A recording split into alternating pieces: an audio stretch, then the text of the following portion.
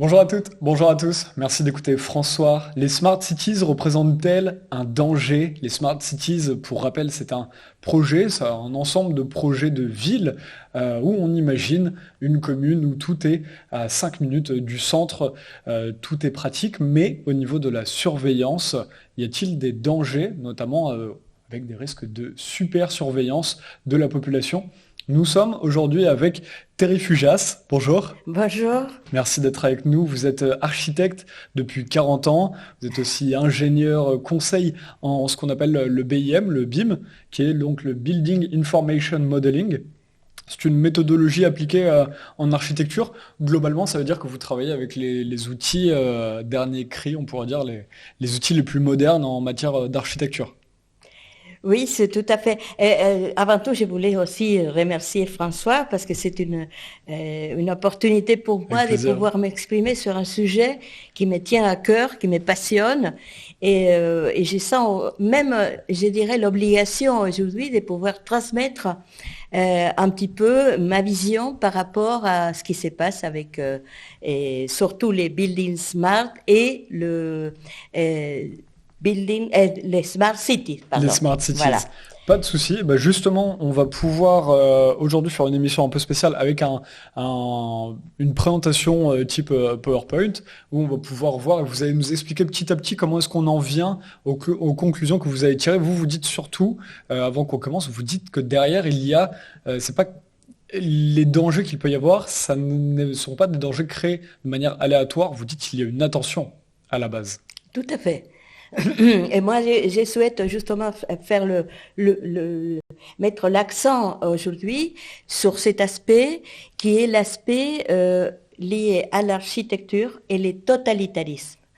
Parce que justement, je crois que dans tous les domaines aujourd'hui, s'il s'agit des gens qui travaillent derrière le climat, comme des gens qui travaillent derrière la santé, il y a des parallèles Mhm. on peut effectuer suivant l'orientation qu'on veut donner dans tous les domaines pour avancer sur une société qui, à mon avis, elle est vraiment programmée pour soit pour les histoires de réduire la population, pour les histoires de créer des problèmes qui sont plutôt des problèmes créés, rajoutés que des problèmes réels. Et donc l'archi n'échappe pas du tout à cet aspect, tout au contraire. Et je pense que c'est un problème qu'il faut aborder au plus vite, parce que c'est un problème majeur, Hmm. parce qu'il s'agit de l'avenir. Nos villes, c'est-à-dire si on se retrouve demain avec des villes imaginées par des technocrates, des gens qui sont derrière une idéologie et qui est loin d'être la transparence et le bien-être qu'ils présentent avec des belles images en disant qu'on va être tous unis, connectés, 2 minutes de chaque. Et l'idée, la réalité, c'est que tout ça, ça peut se convertir dans une prison à plein air. Alors, allons-y justement, Voilà. regardons la présentation. Donc vous me dites, moi je vais gérer le rythme et vous me OK. dites ce qu'on voit en même temps, ça affiché à l'écran. Donc, globalement, je parlais de problèmes de risque au niveau de la surveillance de la population. Vous, Thierry Fujas, est-ce qu'il y a d'autres éléments qui créent un danger avec les projets de Smart Cities que la surveillance? Alors, c'est-à-dire que moi, j'ai commencé là, je vais faire brièvement, et il faut, moi j'aime bien, disons, aborder d'un côté les aspects positifs, parce qu'il y a des aspects positifs, Bien sûr. donc on ne peut pas tout mélanger et dire que Oui. tout est mauvais, etc. Alors déjà, Mais ce sont des projets de Smart Cities. Là, on parle des projets soutenus par qui et où? bah, c'est tous les projets qui existent actuellement. Il y en a sur Internet. Vous trouvez, par exemple, la vision de Londres, la vision de Paris, la vision, D'accord. et c'est un peu partout. Et l'aspect positif de tout ça, c'est de pouvoir vraiment avoir une gestion globale qui peut optimiser tous les services, par exemple, c'est-à-dire que qui ne voudrait pas avoir une possibilité, par exemple, de trouver des espaces d'une façon de proximité, qui ne voudrait pas, par exemple, avoir la nature intégrée, plus intégrée dans la ville, qui ne voudrait pas avoir des espaces qui sont mieux contrôlés à niveau de la sécurité. Tout ça, c'est du positif. Par exemple, je mets 5 étapes: collecter des données, traitement des données. Voilà, tout ça, c'est, je pourrais parler des heures, mais on va les faire bien en synthèse. Tout ça, c'est les aspects qui sont du positif, et évidemment, on est pour tout ça. Hein? C'est-à-dire qu'on ne peut pas on ne peut pas dire que réduire le CO2, parce qu'on ne croit pas à l'évolution du climat tel que certains climatologues fanatiques veulent nous faire croire, que demain c'est la mort. Même l'optimisation de l'usage des espaces, c'est quelque chose qu'on pourrait souhaiter. L'optimisation, c'est-à-dire l'utilisation de la technologie comme les machine learning aujourd'hui pour pouvoir vraiment optimiser l'usage des espaces. C'est l'idéal pour les architectes. Par contre, quand on voit le contrôle de la sécurité, là, c'est quelque chose qui peut mener à des dérives de supersurveillance. Tout à fait. Et là, si on passe au slide suivant, voilà, les avantages. Bon, j'ai déjà parlé, on peut peut-être passer alors, au troisième. Au troisième. Allons-y. Voilà. Si on... C'est un peu brutal là, parce qu'on va directement au noyau du problème. Dans l'architecture, il faut comprendre, et il faut que j'explique quelque chose pour ceux qui ne connaissent pas. Ouais. L'architecture, depuis toujours, depuis Vitruve, la vraie architecture, depuis Vitruve, c'est lui qui a fondé l'architecture. Depuis la fondation de l'architecture n'est pas n'importe quoi, des formes, des conceptions qu'on veut. L'architecture se trouve dans l'équilibre des 3 valeurs. Quand on a compris ça, on peut faire une évaluation soi-même de tous les bâtiments qui existent. Ça ne se fait pas en disant je vais ajouter ça, puis ça. Voilà, puis ça, c'est pour ça ça que je vais venir après pour montrer le modèle des prisons. Tout à fait. Parce que Vitruve disait, il y a l'harmonie, l'architecture se trouve dans l'harmonie des 3 valeurs. C'est-à-dire, en latin, c'est firmitas, utilitas, vetustas. C'est-à-dire que l'architecture doit avoir un aspect de durabilité. Et ce qu'on voit dans les slides précédents, c'est que tout ce qu'on propose va dans le sens de la durabilité.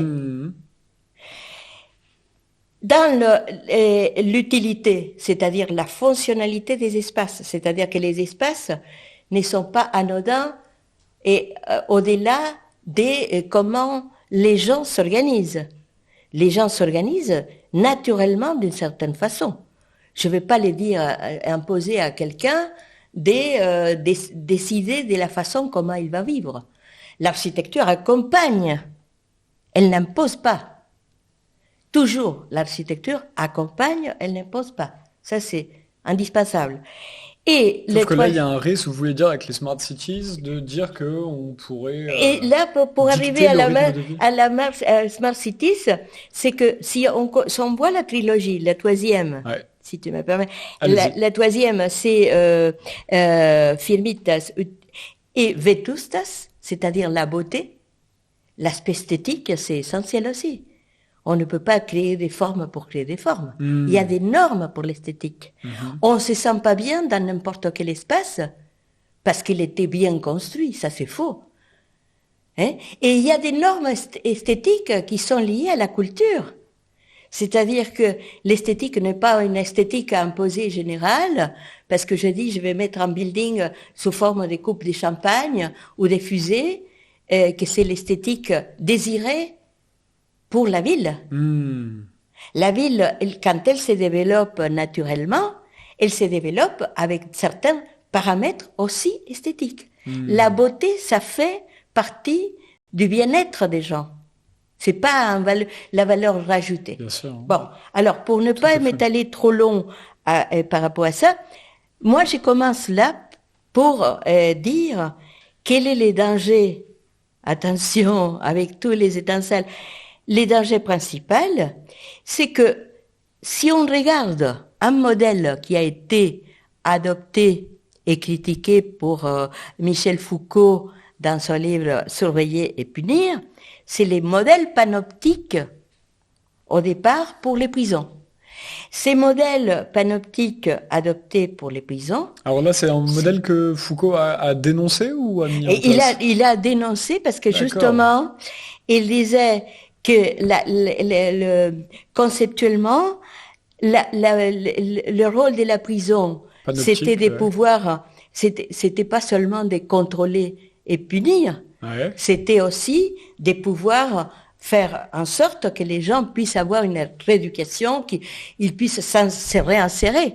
D'accord. Et là, le seul aspect qu'il y avait bien contrôlé, c'était que ces gens-là, ils étaient contrôlés jour et nuit, ils étaient la personne qui était au centre, ils pouvaient regarder et tout contrôler. Dans la prison panoptique, on voit dans tous les modèles, détenus, ces modèles architecturaux, appelés panoptiques, et il a été adopté à l'époque pour toute la construction des prisons. D'accord.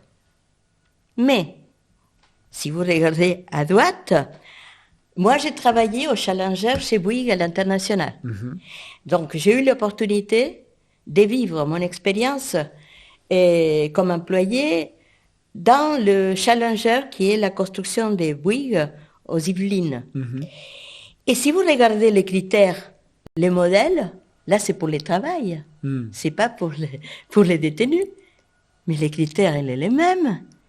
Il y a des plateaux ouverts où tout le monde surveille tout le monde, où la personne qui dirige une équipe va être contrôlée aussi pour son employé. C'est-à-dire que on est dans une prison de travail. Et on les sent à l'intérieur parce que c'est vrai que tout le monde a peur même d'aller, je veux dire, les choses minimes, à la toilette, etc. Parce que il y a en permanence ces contrôles de tout le monde. C'est-à-dire que les modèles des panoptiques, qui a été adopté pour les prisons à une époque où on n'avait pas les systèmes informatiques pour le contrôle, c'était visuel, proximité visuelle. Bon, avec ces mêmes systèmes, je disais... Donc on retrouve le même système de ces prisons panoptiques dans ces bâtiments. Et ces bâtiments, c'est pour ça que je fais dans cette présentation, c'est pas pour revenir à l'historique, c'est pour dire que c'est... Et pourquoi je présente ça? Parce que c'est un modèle qui, soi-disant, il a été adopté d'une façon par hasard, il n'y a rien de hasard là, et le but de cette construction, de cette forme, c'est de pouvoir surveiller et contrôler les employés. Donc là, d'ailleurs, dans ce bâtiment de Bouygues, là, donc qu'on voit, donc de l'entreprise Bouygues, là, selon vous, la forme de ce bâtiment, les employés sont faits pour se contrôler les uns les autres. C'est-à-dire que quand vous êtes à l'intérieur, on a une vue sur tout le monde. Sur chaque plateau, étant donné que c'est un demi-cercle, quelqu'un qui est là, de l'autre côté, à l'opposé, peut me voir moi. C'est-à-dire que tout le monde, il y a une visibilité sur tout le monde. Tout le monde contrôle les autres. Et mais là, il pourrait se défendre en disant que c'est juste un bâtiment esthétique et c'est juste beau, et puis ça fait aussi une forme... Il n'y a rien d'esthétique chez Bouygues parce qu'ils savent très bien construire. Ils savent très bien pourquoi ils construisent de cette façon et pas d'une autre. C'est pour la productivité, pour que les travail... Et voilà. Je ne dis pas... Je ne critique pas qu'ils puissent adopter des systèmes qui peuvent être plus faciles de contrôler. Je ne dis pas ça. Mais je dis que là, il y a l'intention de traiter l'employé comme un prisonnier. C'est-à-dire qu'il est là, et même si on passe au slide suivant... Alors ça, on n'a pas de preuves, par contre, on peut émettre des hypothèses, mais on n'a pas de preuves concrètes que ces bâtiments ont été faits pour se surveiller les uns les autres. Mais c'est impossible que ça a été conçu avec... Si vous passez à les slides suivants... oui, dites-moi. Voilà. Là, vous voyez que ça vous dit quelque chose, c'est-à-dire vous avez des points de contrôle que c'est les accès pour entrer, pour sortir, vous êtes en permanence contrôlé. D'accord. Vous avez les plateaux qui sont ouverts, c'est-à-dire que tout le monde contrôle. Et pire que ça, si vous passez à les slides suivants, vous allez voir, là, du côté gauche, vous avez les anciennes prisons, et du côté droit, vous avez l'intérieur du hall de Bouygues, de chez Bouygues. C'est-à-dire où vous avez une tour centrale de contrôle de tout le monde, et vous avez à l'intérieur, parce que quand vous êtes au travail, vous êtes dans les plateaux. Et vous sortez du plateau, et vous êtes sur des coursives, des couloirs qui sont ouverts, et je peux aussi visuellement regarder quand vous allez d'un étage tel à un étage tel. C'est-à-dire que là aussi, il y a un contrôle permanent. Et troisième point, je dirais, rajouté pour les cas de Bouygues, c'est qu'ils ont construit ça bien éloigné de la ville. D'accord. Pourquoi ? Parce que de cette façon, les gens ont moins de possibilités de dire, bon, je vais sortir, faire, voilà. Et donc, ce bâtiment sert à quel type d'activité pour une entreprise pareille, par exemple? Le Bouygues, c'est tous les gens qui sont dans la construction, tous les architectes, les ingénieurs et tout ça. C'est un siège c'est le siège central de chez Bouygues. Oui. Mais je ne veux pas dire que par là que Bouygues c'est mauvais ou faire peur. Non, j'ai fait juste un parallèle de comment la conception architecturale, une conception architecturale peut répondre à certains paramètres qui sont malsains dans le sens où l'être humain n'est pas juste une machine à produire, heureusement d'ailleurs. Et donc aujourd'hui on revient sur des systèmes plus souples parce qu'ils ont bien appris que par rapport à la productivité, les gens qui sont hyper contrôlés ne travaillent pas mieux et que s'ils sont pas tellement contrôlés. Donc, ils reviennent en arrière. Je veux dire, je mets ces modèles. Pourquoi je mets ces modèles? Si on passe à la slide suivant, vous allez tout de suite comprendre. Voilà. Là, c'est là où je voulais arriver. Si on parle de smart cities, quel est le rapport de ces dangers que j'évoque avec un modèle architectural des panoptiques et quel est le parallèle avec les smart cities? C'est que les smart cities peut devenir un panoptique virtuel. Wow. Un panoptique géant. Un panoptique virtuel. C'est-à-dire parce que tous les citoyens.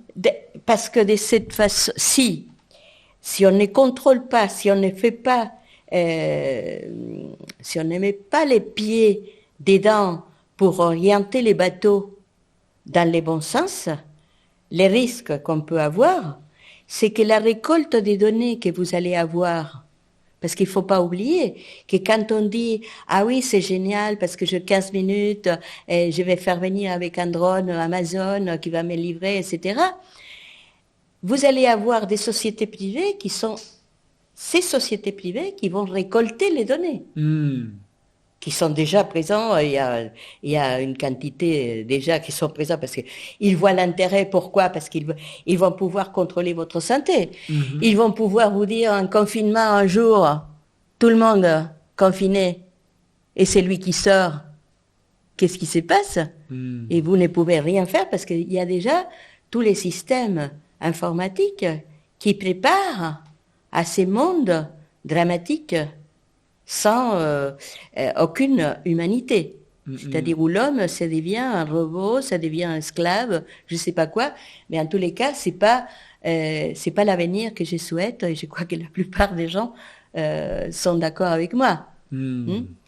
Et c'est pour ça que j'ai fait les parallèles, parce que je crois que ça peut devenir, si on n'arrive pas à contrôler qui dirige toutes ces données, et qui contrôle derrière toutes ces données, on peut aller à cette dérive qui est de transformer la ville en prison. Mais donc là, concrètement, comment est-ce que les gens se retrouveront en prison dans ce type de ville? Comment est-ce que la surveillance se ferait, par exemple? Parce que dans les systèmes que vous avez actuellement, l'application des systèmes technologiques, Ouais. et vous avez des documents qui sont multiples sur Internet aussi, vous pouvez voir. Il y a tout un système qui permet, par exemple, de contrôler les accès, les sorties, qui permet de contrôler les déplacements. Donc c'est ça, entrée et sortie, on contrôle déjà les déplacements des On peut citoyens. contrôler. Aujourd'hui, on peut tout contrôler. On peut contrôler à distance. Et il suffit qu'il y ait des ordres pour pouvoir le faire. Mais tout est préparé aujourd'hui à niveau technologique, avec les algorithmes, avec toutes l'évolution qu'on a. Aujourd'hui, on peut venir vous dire, attention, vous avez mal à la gorge aujourd'hui, faites attention, ne sortez pas. Si on voudrait aller, je vais en extrême, peut-être un peu trop, mais qui empêche qui empêche que les assurances puissent jouer avec vous si vous avez un certain âge, si vous avez plus de maladies. C'est-à-dire que les contrôles en soi n'est pas mauvais, Ouais, ouais, ouais. mais c'est ceux qui contrôlent et qui Hmm. dirigent tous ces aspects qui peuvent orienter dans un Titanic où nous sommes ensemble. Vous voulez dire que par cette collecte de données qui pourrait être opérée dans les smart cities, si on vivait avec des dirigeants qui seraient bienveillants envers leur population, cela pourrait aller, mais si dirigeants et ceux qui collectent ces données sont malveillants, là ça peut devenir très compliqué pour les Il ne citoyens. s'agit pas, c'est plus complexe que de la malveillance. D'accord. Là, bien évidemment, derrière, c'est pas par hasard que je dis architecture et totalitarisme. On a déjà, vous connaissez très bien parce que j'ai regardé toutes vos émissions et je vous remercie parce que je ne connaissais rien au niveau santé et tout ça, et de voir des Hmm. excellences comme les professeurs Perron, comme, bon, on va pas tous les nommer, découvrir l'aspect, comment la science pourrait partir dans des Tout à dérives, fait. hein, Euh, et bon, avec justement l'application des technologies. hmm. Aujourd'hui, on parle de l'intelligence artificielle, c'est aussi bon, notre sujet. Mais je pourrais parler aussi de l'intelligence artificielle et les dérives qu'on peut avoir par rapport à cette application sur mon métier. Tout à fait. Hein? Voilà. Donc, si on passe au slide suivant. Bon, ben là, je vais pas m'attarder trop à ça, mais ce que je voulais surtout dire ici, c'est que la construction d'une ville, la transformation d'une ville, je dirais, pour qu'elle soit dans les bons sens, il faut qu'elle soit de façon naturelle. Mhm. C'est quand, moi je dis, on est des architectes traitants, comme les médecins traitants. Hmm. La ville, c'est un corps qu'on va traiter. Et pour savoir quels sont les remèdes, pour savoir quelle est l'orientation que je vais donner avec la morphologie des bâtiments, Mhm. et ne pas faire des bêtises, surtout, c'est de respecter et d'écouter ce qui existe déjà dans la société. Mhm.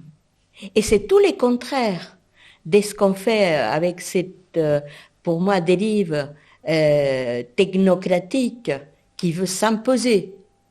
C'est-à-dire que dire, voilà, moi je voudrais que ça, que vous, en 5 minutes, vous voyez les tours là. Hmm. Je n'ai rien contre les tours. Hein.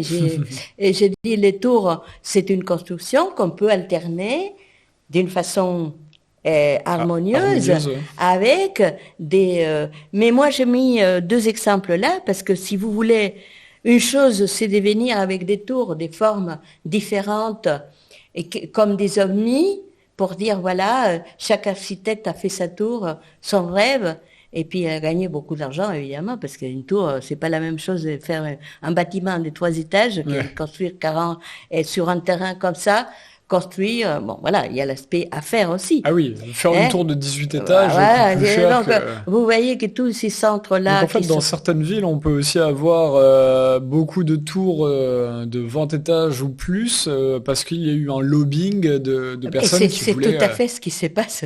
Oui, D'accord. bien sûr, c'est l'immobilier. Là, on a Et je veux dire Haussmann. que là, on a Haussmann. Et pourquoi vous avez posé la question très juste de l'échelle, du respect de l'échelle.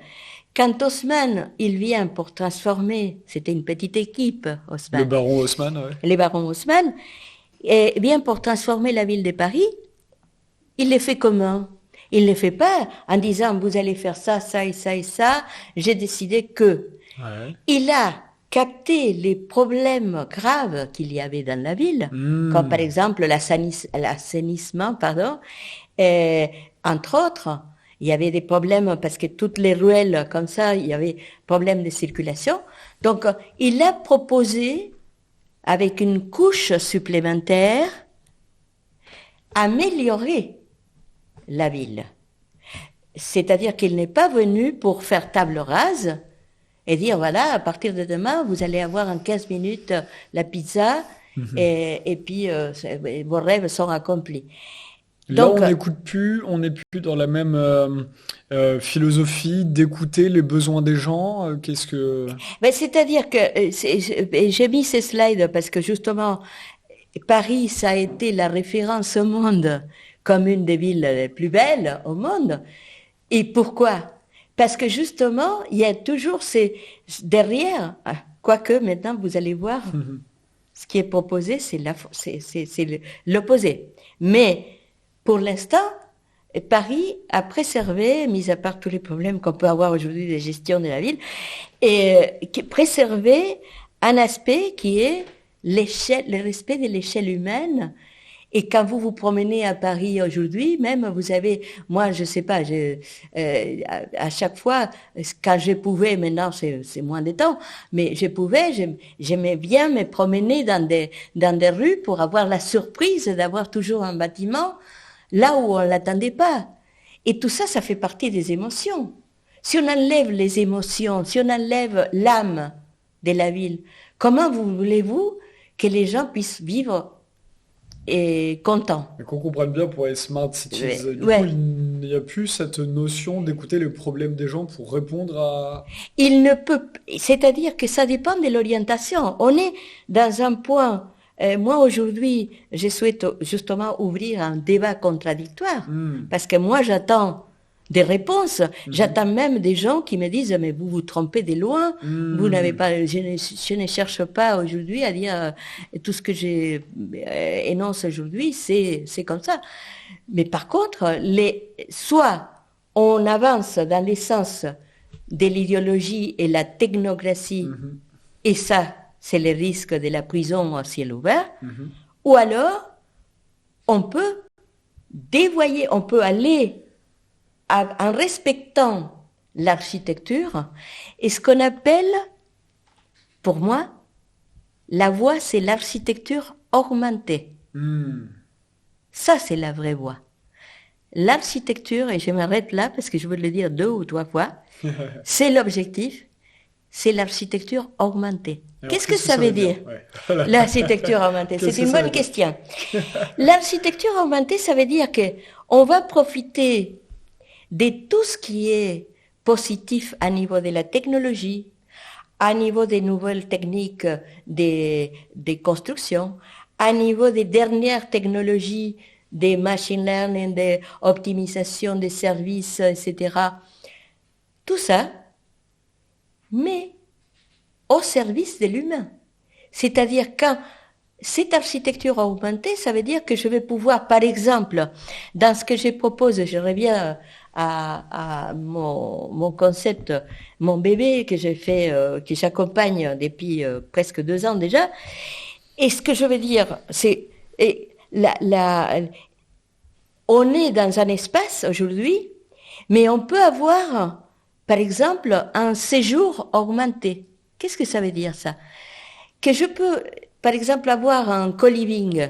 Je peux avoir un espace d'hôtel que je partage, ou que je ne partage pas, je viens tout seul. Mais à un moment donné, je dis, je n'ai pas de séjour chez moi.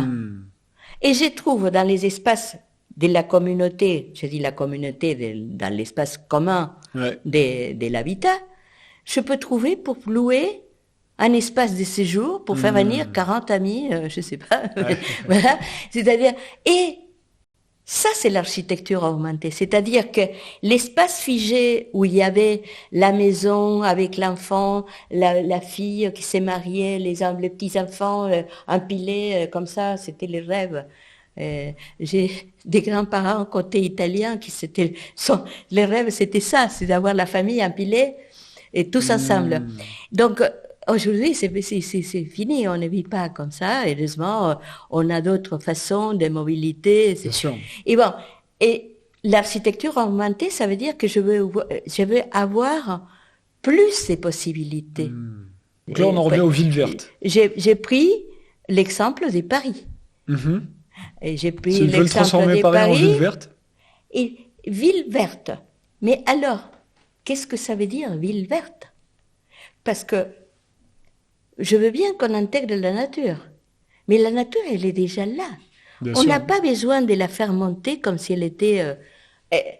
parce que c'est contre la nature, ça. C'est contre nature. Oui, c'est que là, on voit des grands buildings de 18 étages où, avec de la végétation dessus au lieu de... C'est parce qu'il faut qu'il soit des couleurs vertes qu'on on va intégrer la nature. Mais c'est complet. Mais moi, je veux dire... Quand je vois ça, j'ai envie de l'enlever les diplômes. Je sais, mais je suis un peu dure. Mais je veux dire, parce que je veux dire, vous imaginez comment habiter ça? C'est parce que c'est des formes. La forme, là. Si on revient à Vitruve, c'est pour ça que j'ai commencé par là. Si on revient à que la forme, elle est la réponse naturelle de la communauté pour mieux vivre. Parce que quand vous êtes, par exemple, avec la société mongole et vous allez en yourte, la construction de la yourte, c'est pas ça, hein. Oui, bien sûr. Il y a des coutumes, il y a des habitudes qui font qu'on entre la porte, c'est très important. Tous les éléments symboliques de la maison sont respectés. Oui, bien sûr. Là, il n'y a aucun. La rue n'est pas respectée, il n'y a pas de rue, je ne sais pas, il y a des espaces qui peuvent être transformés en rue. Mais en tout cas, c'est des ovnis, pour moi, quand je vois ça, moi je dis qu'est-ce que c'est? C'est des ovnis qui sont intéressés. Et on ne voit pas l'être humain. On ne vit pas dans la forme, on vit dans l'espace. Donc si on ne voit pas l'espace intérieur... Là, c'est vrai qu'on ne voit pas l'être humain sur ces photographies, c'est ça que vous dites? Et non seulement ça, on ne voit pas l'espace intérieur. Et on ne vit pas la forme, on vit l'espace intérieur. À quoi me sert, moi, de dire, moi j'habite, vous voyez cette bouteille, c'est cette bouteille de Bordeaux, et voilà, c'est l'architecte qui l'a fait, et moi j'habite dans cette bouteille de Bordeaux. Mais est-ce que vous avez envie de... Pour vous, la nature doit rester horizontale, ne pas monter. Ah non, ça ne veut pas dire par là, parce que on a la nature, Dieu sait si on a des dénivelés dans la nature. Bien sûr. On peut créer des pentes avec plein de verdure. Tout à fait. Pourquoi? Je veux dire, elles existent déjà. C'est-à-dire, tant qu'à faire, pourquoi ne pas profiter aussi de ce qui existe? Par contre, si on veut vivre dans une forêt, si l'objectif, moi je préfère d'aller dans la forêt. Dans la vraie forêt, oui. Dans la vraie forêt. Je vais m'amuser beaucoup plus dans la vraie forêt, avec une tente, que de venir ici. Ça, c'est recréer des artifices pour vous. Tout est artificiel. Tout est artificiel. Pour moi, ce qui est plus grave, c'est mes connaissances, parce que pardon, je coupe 2 secondes, et c'est mes connaissances de ce que c'est la vraie architecture. Parce que c'est des technocrates. Les technocrates, il faut qu'ils restent modestes. Là, c'est de dire, eux, ces technocrates, ils disent, on va faire, selon vous, on va faire ça là, on va mettre ça là, mais ils ne s'adaptent pas à l'équilibre. Parce que d'un seul coup, c'est quoi que, parce ils peuvent inventer des formes sophistiquées, parce qu'on a des outils aujourd'hui informatiques qui vous permettent de faire des formes les plus folles.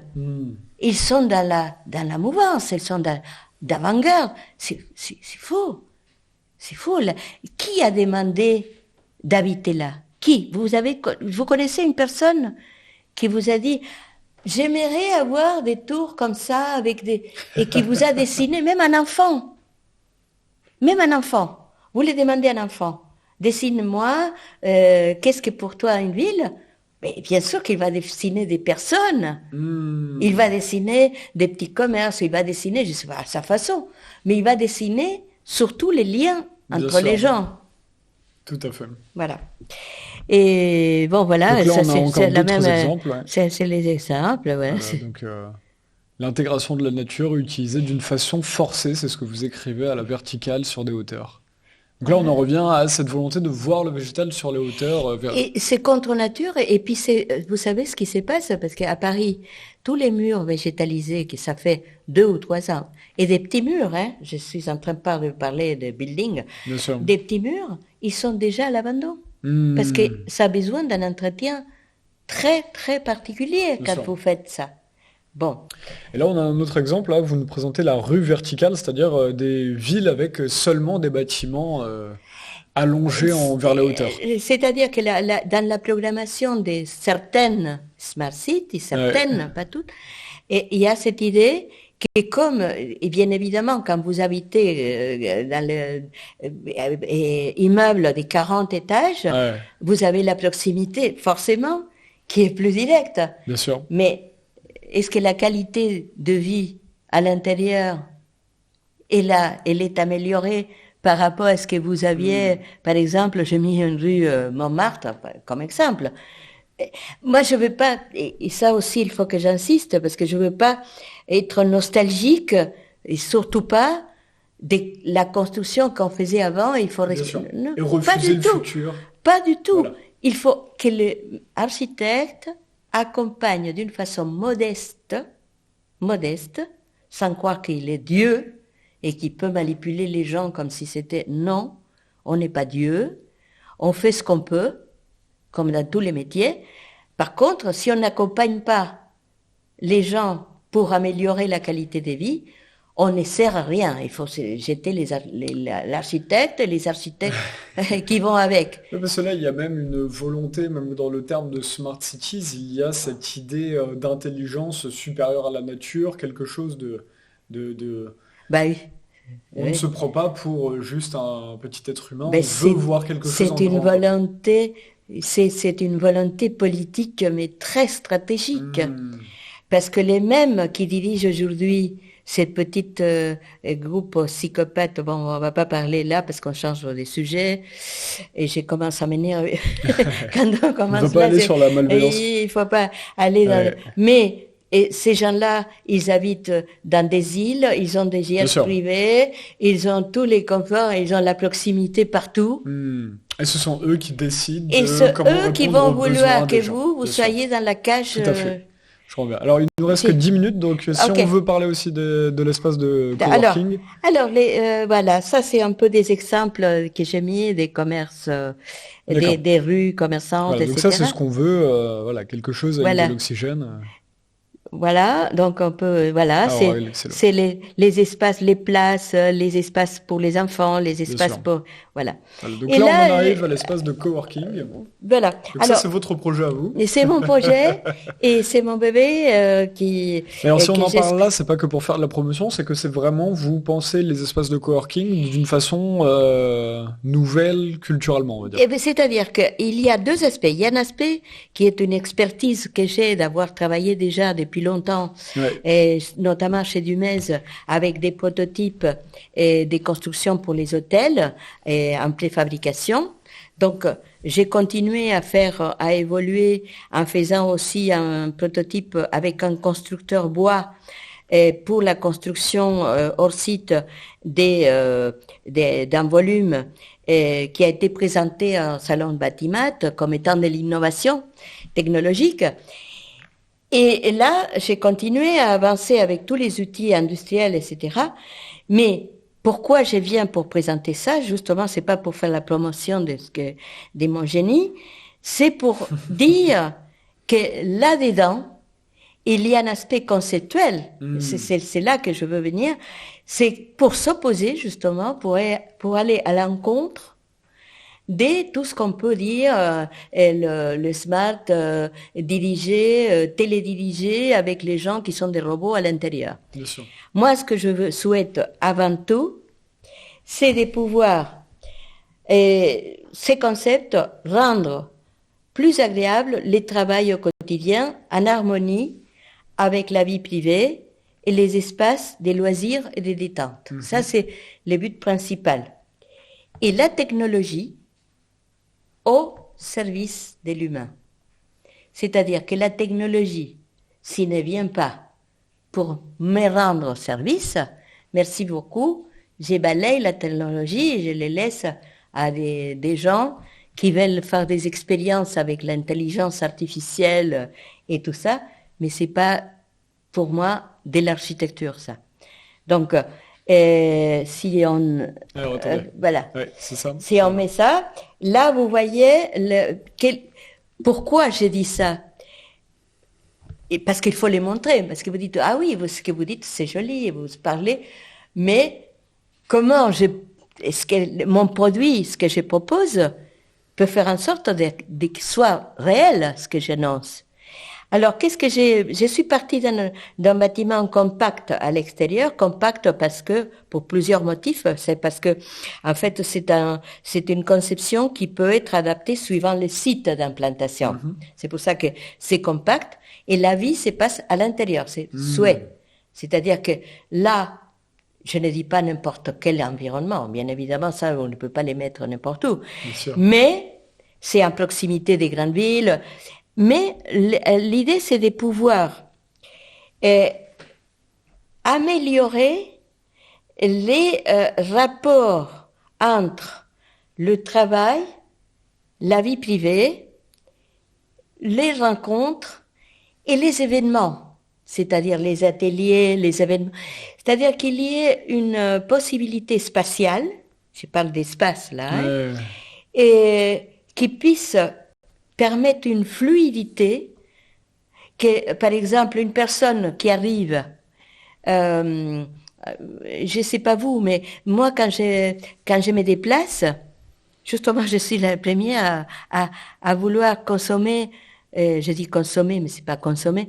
Et ce type d'espace, pourquoi parce que quand on voyage, je sais pas si ça vous arrive, pour des raisons de travail X, vous arrivez dans une ville, et la première chose, c'est l'hôtel. À l'hôtel, vous avez la chambre d'hôtel. Bon, si vous n'avez pas la possibilité d'avoir une suite de 200 mètres carrés, là, ça change tout. Mais en général, on arrive à la chambre d'hôtel. Et si on veut travailler, il faut trouver l'espace de travail.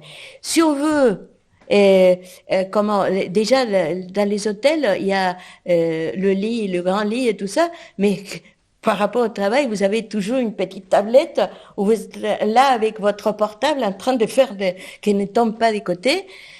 Et vous voyez, il n'y a pas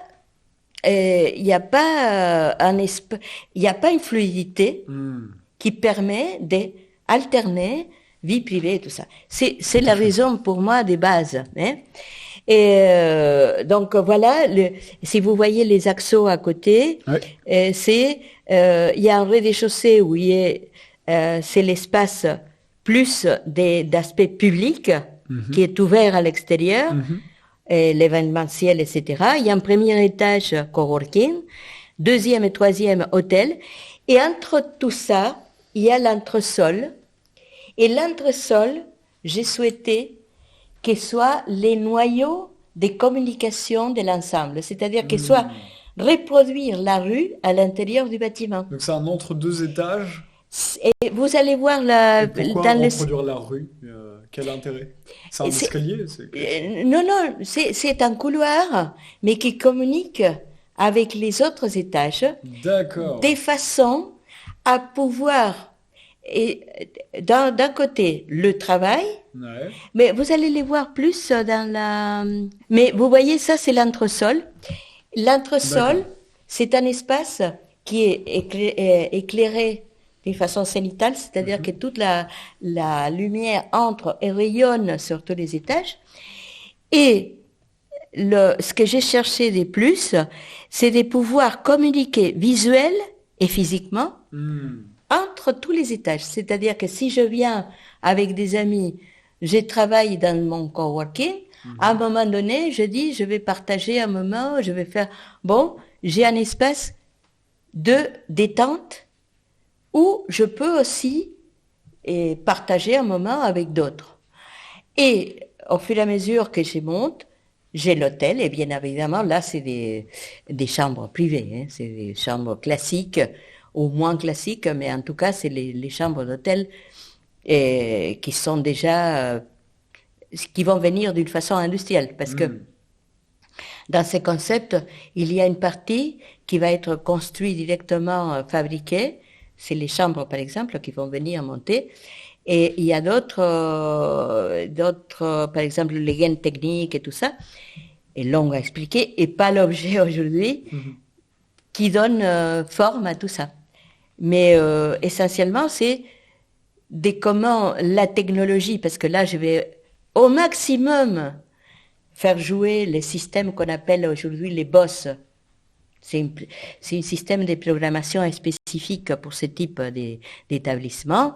C'est-à-dire que vous arrivez dans un espace et vous voulez tout de suite rencontrer quelqu'un qui est dans votre même domaine, et vous avez la possibilité avec un système informatique